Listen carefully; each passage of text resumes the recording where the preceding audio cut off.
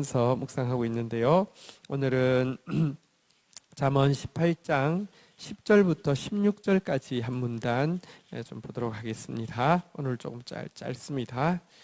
잠언 18장 10절부터 16절까지 우리 한 문단 보겠습니다. 교독하겠습니다. 여호와의 이름은 견고한 망대라. 의인은 그리로 달려가서 안전함을 얻느니라.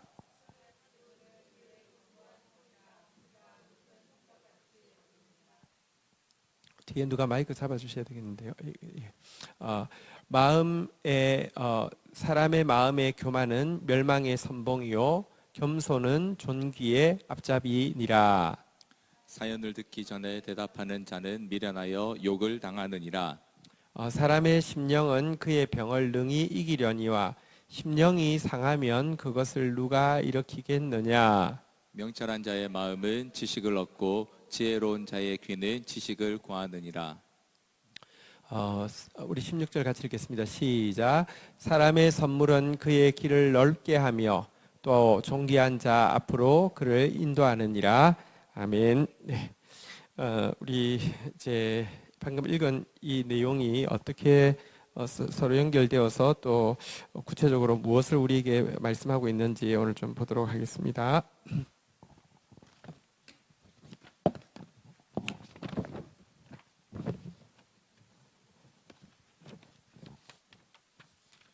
네. 10절하고 11절 교독하고 시작을 하겠습니다. 10절 여호와의 이름은 견고한 망대라. 의인은 그리로 달려가서 안전함을 얻느니라.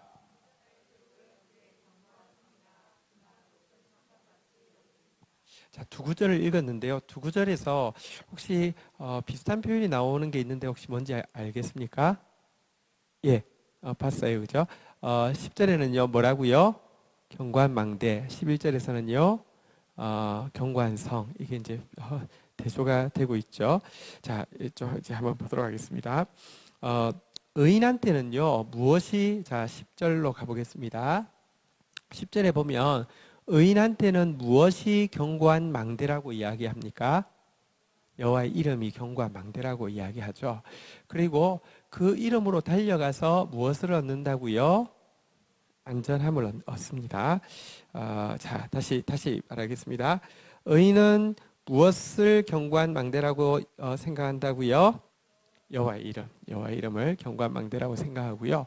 그리고 그 여호와의 이름으로 막 달려가면 무엇을 얻는다고요? 안전함을 얻는다. 이렇게 되어 있습니다. 자, 먼저 이제 여호와의 이름이라는 것은요. 사실 이제 여호와는 여호와께 달려가는 겁니까? 여호와의 이름에 달려가는 겁니까? 여호와의 이름이라고 되어 있긴 해요.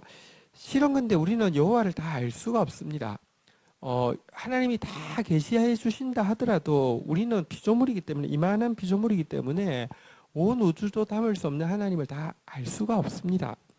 그런데 여호와의 이름이란 무엇이냐고 하면요, 여호와, 저는 이름이 권지연이잖아요. 근데 권지연이 저의 전부는 아니잖아요, 그죠? 권지연이란 이름이 저의 전부는 아니에요. 그렇지만 여러분 거짓되지 않는다고 하면 그 이름은 그 사람을 이해하는 데 굉장히 많이 도움을 주죠. 하나님의 이름, 여호와라는 이름 안에 다 들어갈 수가 없습니다. 그렇지만 하나님이 우리 피조물이 여호와를 다 알 수 없기 때문에 하나님의 이름을 통하여서 당신이 어떤 분이신지를 계시를 해 주십니다. 사실 모세에게 하나님께서 나타나셔서 내 이름은 여호와다라고 이야기를 해주시고요. 아브라함, 이삭, 야곱에게 주신 언약을 이루려고 하는데 그들에게는 나를 여호와라고 알려준 적이 없는데 너한테는 여호와라는 이름을 알려준다라고도 이야기하시는 장면이 출애굽기에 나오고요. 뿐만 아니라 이름을 알려주실 뿐만 아니라 모세가요 하나님을 조금씩 알아가니까 그건 정말 여러분 연인을 알아가는 것과 비교할 수 없습니다. 우리가 지난번 특세 때 불렀던 The Greatest Romance of 어쨌든 가장 큰 로맨스보다도 하나님을 알아가는 것은요 너무 큰 것입니다. 그래서 모세가요 여호와라는 이름을 알고 나서 하나님 얼굴을 좀 보여달라고 이렇게 부탁을 하죠. 자, 그런데 그가 하나님 얼굴을 볼 수가 없습니다. 보면 죽습니다. 그 대신에 하나님께서 그를 바위 틈에 이렇게 뒤로 들어가 있게 하고는 그 뒤를 지나가시면서 이렇게 말씀하셨죠. 그의 앞을 지나가시면서 이렇게 말씀하셨죠.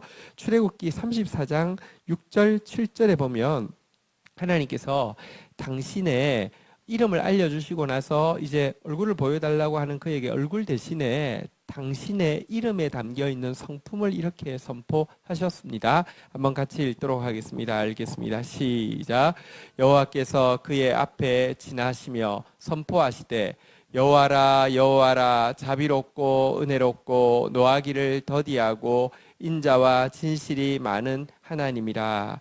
그에게 하나님이 당신의 얼굴을 보여달라고 하지만 인간이 하나님을 직접 볼 수도 없습니다. 또 하나님 다 알 수도 없습니다. 그러나 그의 이름 속에 담겨 있는 그의 성품을 더 계시해 주셨죠. 한번 따라하겠습니다. 자비롭고 은혜롭고 노하기를 더디하고 인자와 진실이 많은 하나님. 우리가 고백하고 우리가 사랑하고 우리가 사랑받고 있는 하나님이 이런 분이시고요. 7절에 보면 우리가 많이 오해하고 있는 구절이 있는데 한번 보도록 하겠습니다. 이어서 이렇게 말씀하십니다. 읽겠습니다. 시작.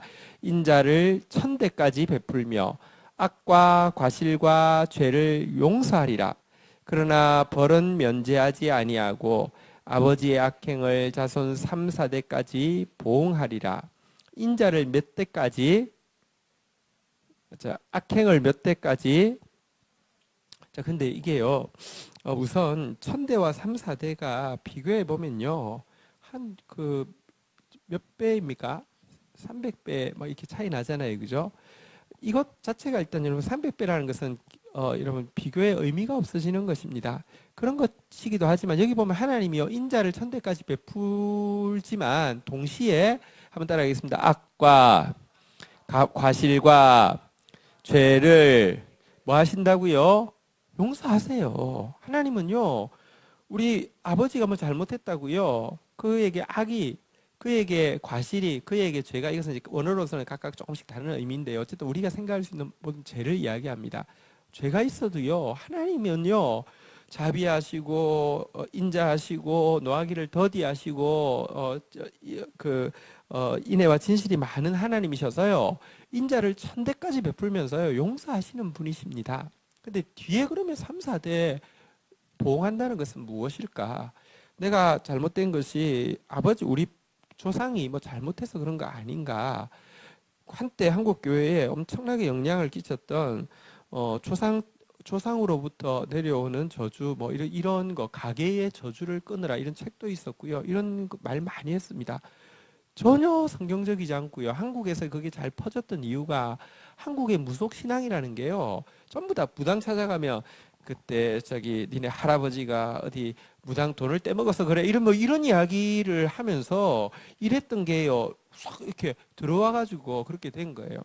저희 선진께서 사실은 목회 가시는 곳마다 되게 이제 저희 선친은 어쨌든 신대원에서 이렇게 강의를 하실 정도로 되게 공부를 잘 하셨어요. 그리고 성품이 참 목회자로서는 참 이렇게 가신 곳마다 참 잘 하셨어요. 그런데 이상하게 아버지가 가는 곳마다 워낙 소문난 어려운 교회들만 가셨고요. 또 가서 1, 2년도 버티지 못하는 교회를 주로 뭐 8년, 10년, 뭐 12년 이렇게 버티시다가 마지막 교회도 뭐 그런 식으로 버티셔서 안정을 시켜 놓았지만 어쨌든 본인은 이렇게 감당이 안 돼서 돌아가시게 되었죠. 병을 얻어서 돌아가시게 되었죠. 자, 그런데요, 한 번은 그런 일이 있었습니다. 이렇게 이제 제가 어느 남서울교회라는 교회에서 이제 교리 세미나를 하고 있을 때였는데요. 뭐 이런 이제 아버님이 이렇게 돼 가지고 제가 뭐 이제 교회를 맡게 되고 그래서 뭐 이제 하고 있다는 이야기를 하니까 그 중에 이제 마치고 나니까 한 집사님이 마치고 저한테 오더라고요. 그런데 목사님 그렇게 열심히 하시는데 실은 안 되는 이유가 있습니다. 그래서 예? 그러니까 그 선친도 그렇게 빨리 돌아가신데 이유가 있다 그래서 예? 그러니까 할아버지 때 누구 돈을 떼먹어서 그렇다고 그래가지고 근데 그런 게 뭐 아버지의 악행을 자손 3세대까지 보응하리라 이런 이제 구절 가지고 이야기하는데 다시 이야기하지만 비교해봐도 300배나 차이 나지만 그게 핵심이 아니라 위에 용서하신다 그랬잖아요. 그죠? 근데 뒤에 벌은 면제하지 아니한다 그러는데 용서해놓고 벌은 면제하지 않는다는 게 무엇입니까? 징계하신다는 뜻이죠. 그러니까 그리고 보십시오. 하나님이 그러면 징계라는 것은 우리가 지난 주 중에도 GT에 이런 내용이 나와 있었습니다. 문지기의 대부분의 가문이 고라 자손에서 나왔죠.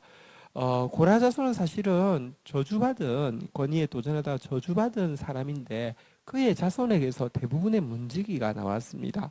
레위 자손이라는 것 자체도 사실은 그 노여움 때문에 저주받았는데 그를 통하여서 하나님을 섬기는 사람이 대대로 이렇게 나오게 되었습니다. 하나님은요, 징계하시는 것은 살리기 위함이고 사용하기 위함이지 죽이기 위함이 아닙니다. 어쨌든 이 구절 가지고요, 뭐 자손 3, 4대까지 보응하리라 이게 무슨 뭐 저주를 이야기하고 싶은 구절이 전혀 아니라는 것을 아셔야 됩니다. 어쨌든 하나님이 자기 이름에 담겨 있는 당신의 성품을 계시하셨는데 이 성품을 의인은요 견고한 망대처럼 여기고요. 그래서 내가 범죄했다 하더라도 다시 한번 볼까요? 6절로 올라가서 그 앞절로 올라가면요. 내가 범죄했다 하더라도 다시 한번 따라하겠습니다. 자비롭고 은혜롭고 노하기를 더디하고 인자와 진실이 많은 하나님 그 하나님을 향해서요 막 망대로 견고한 그 망대라는 것은 그 탑인데요. 견고한 탑에 들어가듯이 이렇게 그 하나님께로 나아가게 되고요. 그 이제 이 망대 견고한 탑이라는 게 우리나라 무슨 이렇게 여기 그냥 그 우리나라는 탑이라 그러면 어떤 이미지가 있냐고 하면 불교에서 만드는 그러니까 돌기 위한 상징물 이런 걸 생각하고요. 저쪽 중동 쪽의 탑이라는 것은 뭐냐면 지구라시라고 해가지고 이렇게 이제 아주 큰 구조물입니다. 예를 들면 바벨탑 같은 경우도 이제 그런 것이죠. 진짜 실제로 사람이 들어가고요. 막 높이 올라가는 구조물을 이야기합니다. 자, 이쪽으로 들어가면 우리 10절로 이제 다시 한번 가보도록 하겠습니다. 자, 본문 10절로 가면요. 자, 여호와의 이름을 견고한 망대 삼고 의인이 그리로 달려가면요. 무엇을 얻는다고요? 안전함을 얻는데 이것은 어역이고요. 워낙에 안전함을 얻느니라라는 단어는 원어로는 사가브라는 뜻인데 높이 있다 이런 뜻입니다. 그러니까 의인은 여호와의 이름, 그분의 성품, 그분의 성품을 견고한 망대 삼아서 탑 삼아서 막 올라가면 실제로 높이 올라가게 된다는 겁니다. 이 탑으로 이제 실제로 높이 올라가게 된다는 것입니다. 좀 더 틀어주시면 좋겠네요. 실제로 높이 이제 올라가게 된다는 것입니다. 사가브, 그러니까 아주 높은 곳으로 높다는 것은 여러분 높으면 더 잘 보이기도 하고요. 높으면 더 안전하기도 하고요. 어쨌든 이제 높은 곳으로 올라간다는 것인데요. 자, 11절, 그러니까 10절과 11절이 아무 상관이 없는 게 아니라 여기 보니까 자, 부자는 무엇을 견고한 성으로 삼는다고요? 재물을 견고한 성으로 삼는다는 것입니다. 의인은 무엇을 견고한 그 망대로 삼는다고요? 여호와의 이름이었죠. 자, 부자는 무엇을 견고한 성으로 삼는다고요? 재물을 이제 견고한 성으로 삼아요. 또 성벽으로 삼아요. 자, 그런데 이 원어로 보면 조금 더 재밌는데요. 부자가 재물을 견고한 성으로 쌓아서 재물을 쌓기 위해서 막 애를 쓰고는요. 그리고 쌓고 나면요. 그것에서 안전을 그것에서 여기 성벽처럼 성처럼 이것도 역시 일종의 탑인데요. 이 탑으로 이렇게 막 해서 하는데 여기 보니까 한번 따라하겠습니다. 여기 이제 원어로는 순서가 어떻게 됐냐고 하면 부자의 재물은 그의 견고한 성이요 성벽이다. 그가 그것을 높은 것으로 여기느니라 이렇게 돼 있는데요. 저기 10절은 끝 단어가 아까 사가브 높이 있다라고 돼 있고 11절은 끝 단어가 높이 있다라는 사가브와 함께 여기느니라 그러니까 라는 단어로 그러니까 높이 있는 것으로 여기느니라 이렇게 되어 있습니다. 자, 높이 있는 것으로 여기느니라라는 말은 높이 있다는 뜻입니까? 높이 없다는 뜻입니까? 높이 없다는 뜻이죠. 착각하는 거예요. 아, 내가 이 재물 때문에 내가 높이 있다, 안전한 곳에 있다라고 착각을 하는데 실제로는 그것은 진짜 착각이고 망상이다 이렇게 이야기를 하고 있습니다. 실제로 재물 때문에 높아지지 않습니다. 안전해지지도 않고요. 자, 그런데 이 부자 그리고 위에 나오는 이 의인, 지금 의인의 반대말로 부자가 지금 들어 나오고 있는데요. 자, 이들이 12절로 이어지고 있습니다. 12절 같이 한번 보도록 하겠습니다. 읽겠습니다. 시작.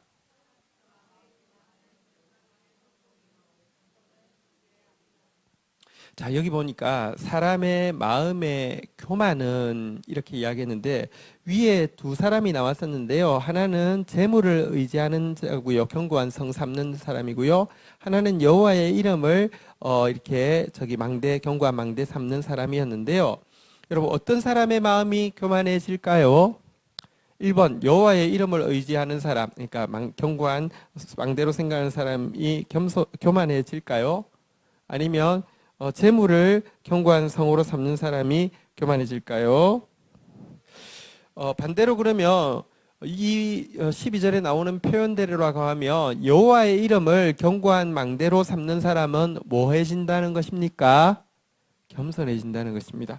여러분, 겸손이란 뭐냐고 하면 내가 겸손해야지, 내가 이렇게 잘난 척해서 안 되지, 내가 이렇게 자기를 좀 낮춰야지, 이게 겸손이 아닙니다. 겸손의 출발은 무엇이냐고 하면요, 다시 한번 따라하겠습니다. 여호와의 이름 앞에서 자기가 피조물이라는 사실을 알게 되고, 여호와의 이름 앞에서 그의 자비와 인자 앞에서 내가 죄인이라는 사실을 아는 데서 겸손이 나옵니다. 겸손은 겸손한 척 한다고 되는 게 아니라 내가 피조물이라는 사실을 철저히 인식하는 것과, 게다가 내가 그분의 용서 없이는 설 수 없는 죄인인 피조물이라는 사실을 생각하면요, 겸손할 수밖에 없습니다. 여러분, 우리가 일을 할 때 효율이 날 수 있습니다. 사람들에게 인정을 받을 수도 있습니다. 그런데 생각해 보시면 죄인인 피조물에게 하나님께서 일을 맡겨주신 것입니다. 우리를 위해서 맡겨주신 것입니다. 은혜로 맡겨주신 것입니다. 죄인에게 하나님께서, 게다가 특별히 여러분, 이 영혼의 일은 하나님의 일인데요, 피조물에게 가치 있는 영혼의 일을 죄인에게 맡겨주신다는 것은 은혜로 맡겨주신 것입니다. 내가 결과가 아무리 좋아도요, 아무리 엄청난 업적을 이루어도요, 내가 피조물이고 내가 죄인이라는 사실을 알게 되면요, 내가 이루어낸 업적, 내가 이루어낸 것은 물질이 될 수도 있죠. 하나님이 은사를 물질적으로 주시면 물질도 엄청나게 이룰 수 있어요. 이루어낸 것 가지고요, 이게 자기의 의지거리가 되거나 자랑거리가 되는 것이 아니라 이거마저도 내가 철저하게 피조물이고 죄인임을 알게 되면 은혜로 나에게 맡겨주신 하나님께 영광 돌릴 뿐이지 절대로 교만해질 수가 없습니다. 하나님을 아는데, 여호와의 이름을 아는데 교만하다, 그거만큼 이단적인 것이 없습니다. 왜 이단의 가장 중요한 식별 방법이 있습니다. 이단은 무조건 교만합니다. 이단은 무조건 교만합니다. 왜 이단에 빠지는 줄 아십니까? 이단에 빠지는 사람들이 받는 보상이 뭔 줄 압니까? 너는 교만해도 돼. 이게 제일 중요한 보상입니다. 우리는 레벨이 달라, 저것들하고. 교만을 합리화시켜 주기 때문에요, 이단에서 못 벗어나는 겁니다. 또 한 가지는 죄를 합리화해 주기 때문에 이단에서 잘 못 벗어납니다. 그러나 어쨌거나 간에 하나님을 안다고 하면서 교만하다, 절대 불가능합니다. 창조주 앞에서 내가 무언데 피조물이 교만할 수 있습니까? 거룩하신 하나님 앞에서 죄인이 어떻게 교만할 수 있습니까? 그래서 하나님의 이름을 의지하는 자는요, 겸손할 수밖에 없는데요, 근데 재물을 의지하는 자는요, 부자, 재물을 의지하는 자는요, 교만해질 수밖에 없습니다. 성경에서는요, 재물이 별것 아니지만 하나님과 재물을 계속 견주어서 이야기하고 있는 것을 우리가 유념해서 봐야 합니다. 하나님과 재물을 같이 섬길 수 없다라고 이야기하는 이유가요. 재물이 하나님이어서가 아닙니다. 재물이 뭡니까? 아무것도 아닙니다. 그런데도요. 재물은요. 들어오면요. 마음을 교만하게 하고요. 들어오면요. 내가 높은 곳에 있다라고 여기게 만들고요. 그래서 그 결과 교만은요. 멸망의 선봉이다 이렇게 이야기를 하고 있습니다. 여기에 비해서 겸손은 뭐라고요? 한번 따라하겠습니다. 종기의 길잡이니라. 한 번 더 따라하고 성경책 있는 분들은 줄을 치겠습니다. 종기의 길잡이라. 근데 여기 이제 이 길잡이라는 단어와 선봉이라는 단어가 실은 원어로는 같은 단어를 쓰고 있습니다. 두 개 다 파님 혹은 이제 이렇게 파네라고 또 이렇게 이제 이 같은 단어인데요. 파님 혹은 파네에서 이렇게 앞에 접두어 같은 것이 붙어 있는 것인데요. 워낙에 여기 앞잡이 길잡이다 혹은 선봉이라는 단어의 원어인 파님 혹은 파네는요. 얼굴이라는 뜻입니다. 이렇게 지금 보시면 이렇게 멸망의 얼굴이요, 종기의 얼굴이다 이렇게 되어 있습니다. 혹은 얼굴 앞에 앞으로 인도하고 또 종기 앞으로 인도한다 이렇게 되어 있습니다.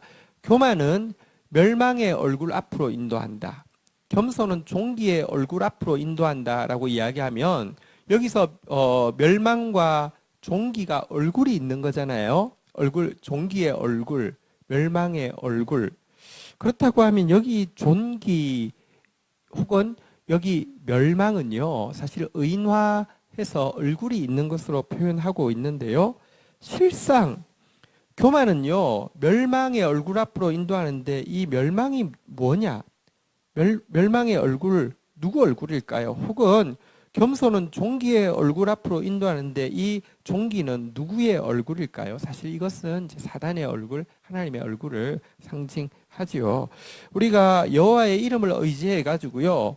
견고한 망대처럼 그리고 막 올라가면 높은 곳에 이르게 되는데 거기서 우리는 여호와의 얼굴 앞에 서게 되는 것입니다. 그런데 부자는요, 이 물질을요, 이 견고한 성처럼 생각하고 막 거기에 올라가서 나도 올라갔다, 나도 높은 데 올라왔다 생각했는데 거기서 보는 얼굴은 멸망의 얼굴, 다시 말하면 멸망케 하는 자, 사단의 얼굴 앞에 서게 된다. 이렇게 이야기를 하고 있는 것입니다. 근데 제가 지금 종기의 길잡이라는 단어를 한 번 더 줄을 치라고 했던 이유가 있습니다. 문장을 푸는 데에서는 대단히 이렇게 지금 잠언이 아주 정교하게 짜져 있기 때문에 좀 중요해서 줄을 치라고 했는데요. 밑에서 이제 보시면 나오게 될 겁니다. 13절부터 한번 좀 보도록 하겠습니다. 이어서 나오는데, 자, 13절, 14절 읽고 또 설명하겠습니다. 제가 13절 읽겠습니다. 사연을 듣기 전에 대답하는 자는 미련하여 욕을 당하느니라. 14절 읽겠습니다. 시작.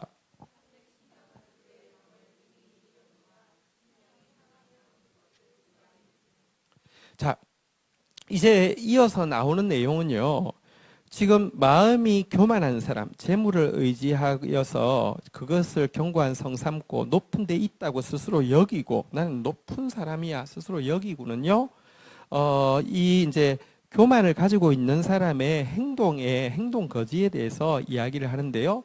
이 교만한 사람의 특징은 뭐냐고 하면 한번 따라하겠습니다. 듣기 전에 여기 듣는다는 단어는 이제 쉐마라는 단어인데 쉐마라는 단어는 성경에서 굉장히 강조하고 있는데요.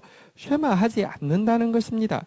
쉐마하지 않고 먼저 말하는 사람이다. 이렇게 이야기를 하고 있습니다. 실제 그렇습니다. 부자는요. 이렇게 교만한 부자가 되어지고 나면요.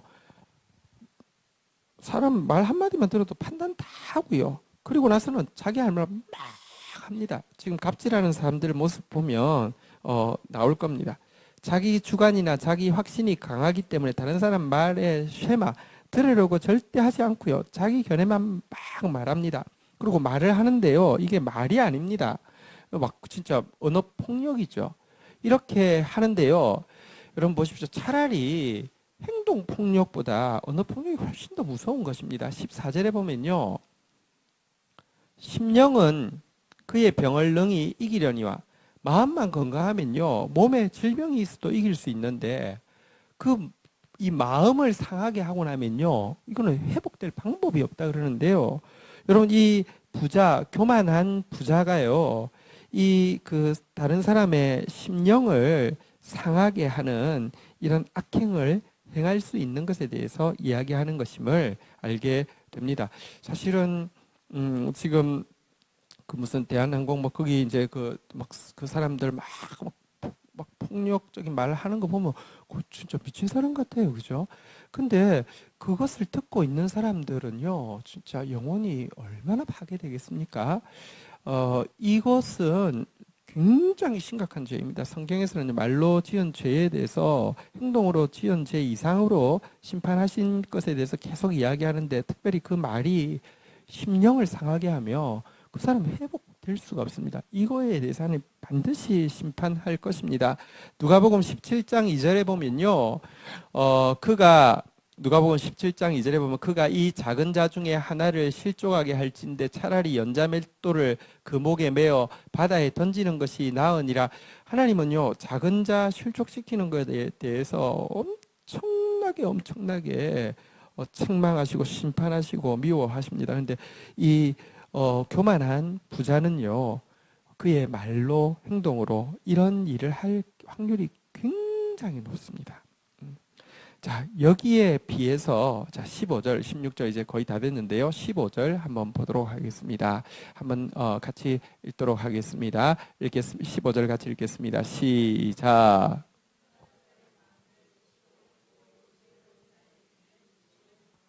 자, 보십시오. 위에 나온 이 이제 부자는요. 듣기 전에 말한다 그랬습니다. 귀는 닫혀 있고 입은 막 뭐 이렇게 뚫린 입이라고 아무 말이나 한다 이런 표현이죠. 자, 거기 비해서 위에 나왔던 여호와의 이름을 의지하는 겸손한 사람의 중요한 특징은요. 여기 보니까 한번 따라하겠습니다. 귀는 지식을 구하느니라. 그 귀가요. 들어요. 사실은요. 우리가 하나님의 이름을 의지한다는 게 여러분 착각하지 마십시오. 하나님 이름을 의지한다는 게요. 하나님을 안다는 게 사람들 이야기하면 그 성경에는 이렇게 절대 그렇지 않습니다. 여러분 하나님을 의지하는 사람의 특징은 귀가 열리게 됩니다. 아까 겸손은 하나님 앞에 피조물임과 죄인임을 인정하는 것이라고 했는데요. 이런 겸손을 가진 사람에게 나타나는 또 한 가지 특징은 남을 나보다 낮게 여기는 마음이 꼭 생기게 되어 있습니다. 하나님 앞에서 자기를 보고 창조주 앞에서 피조물이고 거룩한 자 앞에서 죄인인 줄 알게 되면요. 다른 어떤 사람도 자기보다 낮게 여기는 게 아니라 낮게 여기게 됩니다. 하나님이 나에게 주신 용서를 저에게 주셨다고 하며 나에게 주신 은사를 저에게 주셨다고 하며 나에게 주신 기회를 저에게 주셨다고 하며 이런 생각으로 사람을 대하기 때문에 남을 나보다 낮게 여기고요. 남을 나보다 낮게 여길 때 나타나는 자연스러운 반응이 귀가 열리게 됩니다. 지식은요, 하나님이 직접 주는 게 아니라 많은 경우 들음에서 납니다. 들음이라는 게요, 하나님의 말씀을 듣는 거 맞습니다. 그런데요, 물론 사람 말이요, 세상 말이고 사단의 말일 수 있지만, 특별히 약한 자의 말을 통해서 하나님 말씀하실 때가 되게 많습니다. 귀를 기울이니까, 지금 앞에 아기는요, 부자는요, 사연을 듣지 않으니까 영혼을 실족시켰다고 하면 이 사람의 귀는요, 지금 어떤 의미에서 이 본문상으로는요, 지금 어떤 사연이 있는 사람에게 귀를 기울였다는 뜻입니다. 그래서 그것을 듣다가 지식이 생겼고요. 그것을 마음으로 품다가 마음에 지식을 얻었다. 이렇게 이야기를 하고 있습니다. 여러분, 그런데 이처럼 하나님을 의지하는 겸손한 의인이 다른 사람에게 귀를 기울여 주는 행위에 대해서 16절 한번 보도록 하겠습니다. 같이 읽겠습니다. 시작.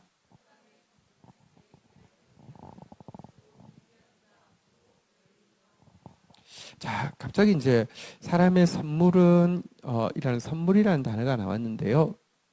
많은 주석들을 보면 이 선물은 뇌물을 주면 길을 넓게 하고 존귀한 자 앞으로 그를 인도한다. 그래서 이제 갑자기 이제 뇌물에 대한 구절이 나온 것처럼 설명을 합니다.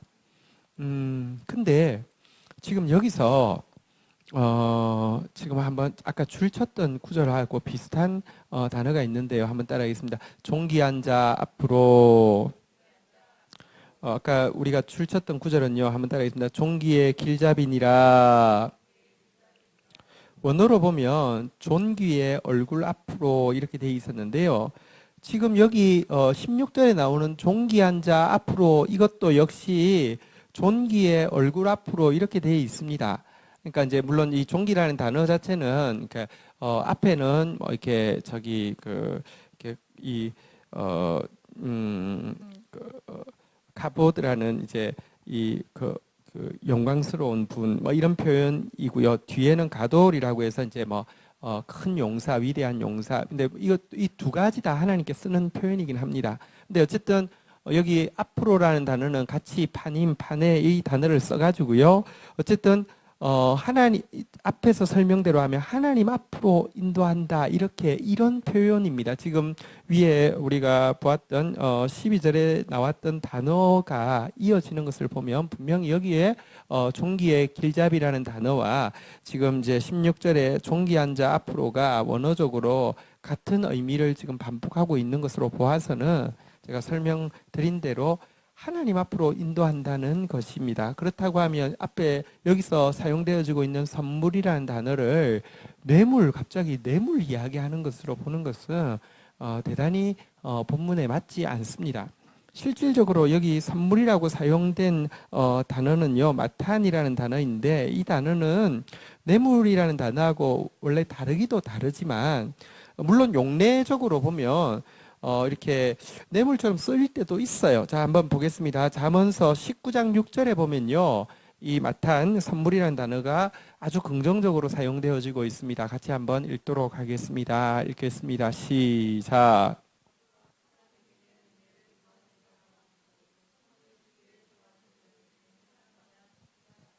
여기 마탄이라는 단어를 이제 마탄이라는 단어는 세 번밖에 안 나오는데 여기 두 번째 나온 것인데 여기서는 아주 좋은 의미로 쓰여진 것을 알 수 있을 겁니다. 선물 주기를 좋아하는 사람마다 친구가 되느니라. 여러분들 선물 주기를 좋아하는 사람 되시기를 축복합니다. 자, 그런데요. 물론 잠언 21장 14절에 한 번 더 이 마탄이라는 단어가 쓰였는데 여기서는 약간 뇌물로 볼 수 있는 면이 있습니다. 은밀한 선물은 노를 쉬게 하고 품 안의 뇌물은 맹렬한 분을 거치게 하느니라 라고 해서 이게 병행 본문이기 때문에 은밀한 선물이 품 안의 뇌물하고 동의어로 사용되어지고 있는 점에서 볼 때에는 사실은 또 그렇게 볼 여지가 있습니다. 그런데 다시 아까 본문 16절로 가셔서요. 지금 쭉 한 이야기가 무엇입니까? 악인은 사연을 듣지 않고 먼저 판단하고 말해버리고 이래가지고 심령을 상하게 하는 죄를 짓는 데 비해서 명철한 자는 귀가 열려서 충분히 들어주는 게 서비스하는 것일 뿐 아니라 동시에 자기가 지식을 얻고 마음의 지혜가 들어가는 것이다 라고 하고 나서 갑자기 사람의 선물은 이렇게 나왔는데 여기서 선물은 무엇일까요? 여러분, 제가 쓴 글 중에 한번 따라하겠습니다. 귀한 선물을 주십시오. 여러분, 우리가 줄 수 있는 아주 귀한 선물 중에 뭐가 있냐고 하면 잘 들어주는 게 굉장히 귀한 선물입니다. 마더 테레사 수녀님이 캘커타에서 이제 만든 봉사단체 중에는 다른 사람의 말을 들어주는 자원봉사자의 모임이 있습니다. 사실 아무도 그 사람에게 귀 기울여 준 적이 없는 버림받은 사람들이 되게 많습니다. 죽어갈 때에 그 사람 옆에 가서 그 사람이 하고 싶은 말을 그냥 무슨 말인지 다 들어주었을 때 마지막으로 그가 내가 죽지만 내 인생이 그렇게 초라하지 않았다고 느끼는 정말 귀한 선물을 받았다고 느끼는 그런 경험들을 그래서 본 적이 있습니다. 여러분 사실 우리가 할 수 있는 아주 귀한 선물이 무엇이냐고 하면요. 진짜 열린 마음을 가지고 또 남을 나보다 낮게 여기는 마음을 가지고 귀 기울여 주는 것만으로도 굉장히 중요한 선물입니다. 여러분, 내가 귀 기울여 주는 것을 위에 지금 문구와 이어지는 것을 보면 내가 귀 기울여 주는 것이 선물이라고 표현을 하고 있고요.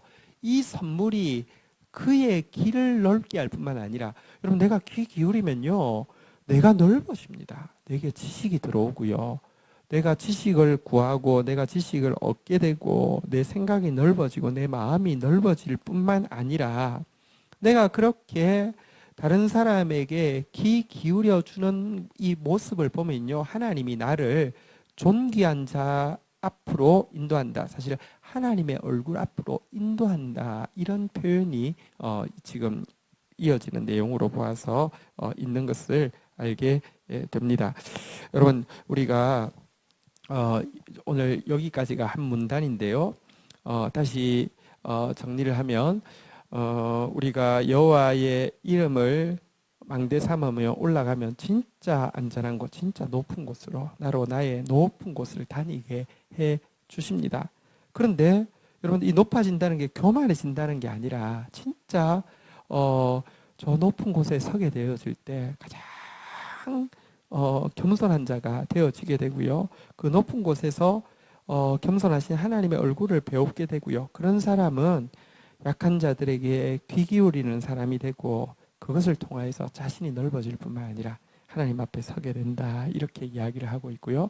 반대로 재물을 의지하여서 교만해진 사람은요. 함부로 다른 사람을 판단하고 폭력적인 말을 하다가 그의 영혼을 병들게 하였다가 하나님 앞에서 심판을 피할 수 없는 그 욕을 당하게 된다. 이렇게 이야기를 하고 있는 내용이었습니다.